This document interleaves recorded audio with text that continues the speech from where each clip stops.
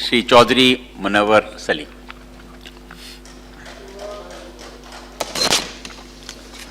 सभापति महोदय, धन्यवाद। मेरी खुशकिस्मती है कि आप चेयर पे हैं, शुक्रिया।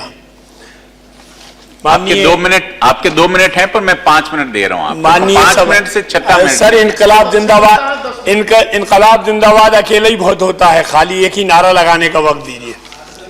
माननीय उपसभापति महोदय, राष्ट्रपति जी का अभिभाषण सरकार का विजन डॉक्यूमेंट है और इस पे गंभीर मंत्रणाएं और चर्चाएं हुई। मुझे ये कहने में कोई ऐतराज नहीं है, इतने प्रबुद्ध और विद्वान और अनुभवी लोग बोल चुके हैं कि मुझ जैसे कम समझ आदमी को बोलने का इतने बाद में अवसर मिला है, मैं कुछ नया नहीं कह पाऊंगा। लेकिन मैं अपनी बात को शुरू करता हूं अपने नेता प्रोफेसर रामगोपाल यादव जी की प्रतिक्रिया से। उन्होंने हाउस में कहा कि हिंदुस्तान 2 तरह का है, स्वच्छता अभियान और गरीबी का सीधा रिश्ता है। मैं इसलिए यहां से शुरू कर रहा हूं अपनी बात को। माननीय उपसभापति महोदय, करहाता हुआ हिंदुस्तान अभी भी करहा रहा है। हिंदुस्तान में स्वच्छता अभियान के नारे से हिंदुस्तान की स्थिति नहीं सुधरेगी और हिंदुस्तान साफ नहीं होगा। मैं एक सच्चा वाक़ा बयान करना चाहता हूं कि मैं एक दौलतमंद की भैंस खरीद के ले आया अपने बच्चों के दूध के लिए। मैंने भैंस अपने गांव पे ले जाके अपनी सार में जब बांध दी तो वो उस भैंस ने दूध लगातार 2-3 दिन के अंदर देना कम कर दिया। मैंने पूछा जिनसे लाया था भैंस, मैंने कहा भैंस को खिला रहे हैं, पिला रहे हैं, नहला रहे हैं, लेकिन दूध कम होता जा रहा है, आपके यहां जितना देती थी उतना नहीं देती। तो उन्होंने कहा कहां बंधी है? मैंने कहा मेरी सार में, जहां मेरी गाय बंधी है, भैंस बंधी है, बकरी बंधी है। और उन्होंने कहा कि वहां नहीं दूध देगी वो।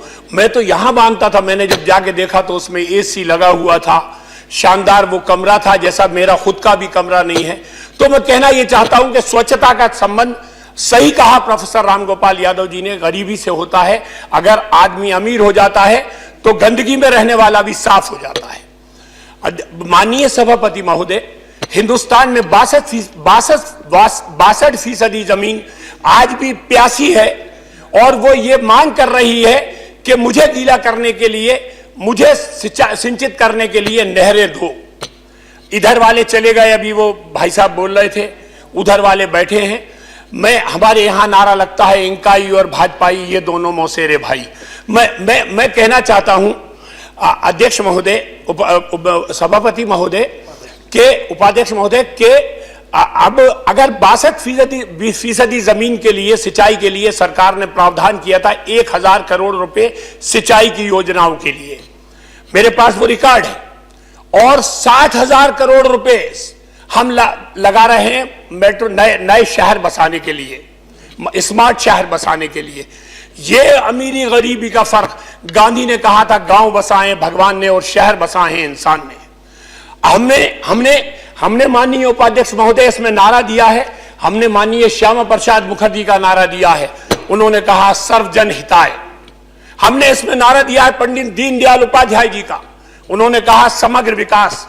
हमने इसमें नारा दिया है माननीय नरेंद्र मोदी जी का, सबका साथ सबका विकास।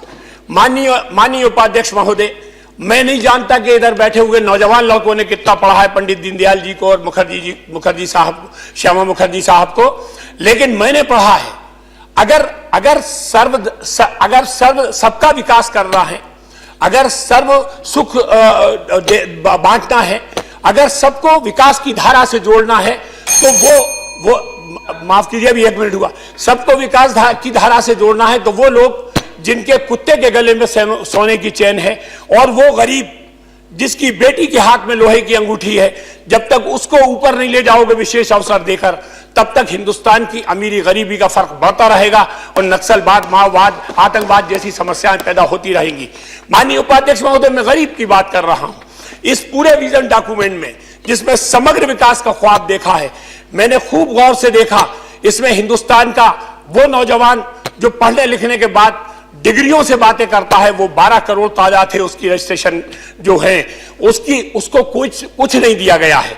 हिंदुस्तान का वो किसान जो 76% है वो मायूस हुआ है, और हिंदुस्तान का वो मुसलमान जिसमें बहादुर शाह जफर पैदा हुआ था। अध्यक्ष महोदय, उपाध्यक्ष महोदय, मैं इसलिए तस्करा करना चाहता हूं, जब तक मुल्क में मोहब्बत नहीं होगी, मुल्क में सद्भाव नहीं होगा, मुल्क में एकता नहीं होगी, तब तक नारे सिर्फ नारे रहेंगे, मुल्क आगे नहीं बढ़ेगा।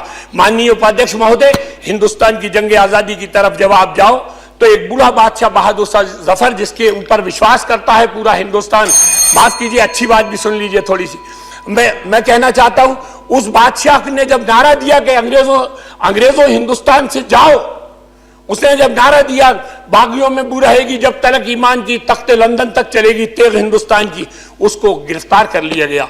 और इसी दिल्ली में जब हुमायूं के मकबरे से उसके बच्चे गिरफ्तार हुए और उसको उनके बाप के पास ले जाया गया, लॉर्ड हडसन जब लेके चला दिल्ली गेट पे, उन बच्चों को रोक लिया, जब लोगों ने छीनने की कोशिश करी, हडसन ने उनको गोली मारी। तारीख लिखती है, खुद अंग्रेज की तारीख भी लिखती है, और हडसन ने खोबे में भर के उनका खून पिया और कहा लगा के ये कहा कि ये वो हिंदुस्तानी है, देखो तुम अगर ये हिंदुस्तान जिंदाबाद का नारा लगाओगे तो मैं तुम्हारा ये हश्र करूंगा।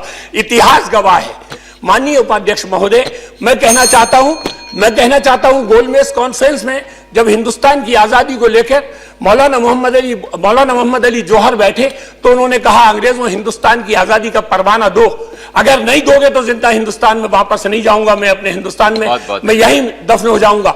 माननीय उपाध्यक्ष महोदय सुनिए मेरी बात प्लीज, मेरा दिल का दर्द है। इतिहास तो बहुत लंबा है। माननीय उपाध्यक्ष महोदय, वो वहीं मर गए तकरीर करते हुए, हिंदुस्तान की आजादी मांगते हुए, और उन्होंने वसीयत की कि मैं गुलाम हिंदुस्तान में दफन नहीं हूंगा।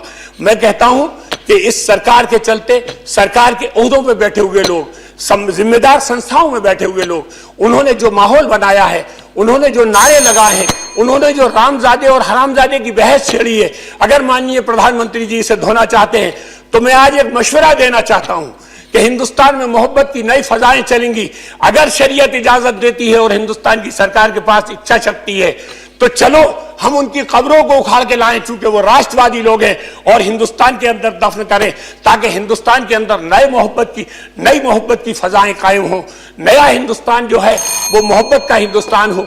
मैं इस विजन डॉक्यूमेंट को जब देखता हूं तो इसमें मुझे किसान, नौजवान, मुसलमान उपेक्षित दिखाई देते हैं, और मैं कहना चाहता हूं कि इसमें सद्भावना के सिद्धांत को मजबूत करने के लिए विजन डॉक्यूमेंट में कुछ नहीं है।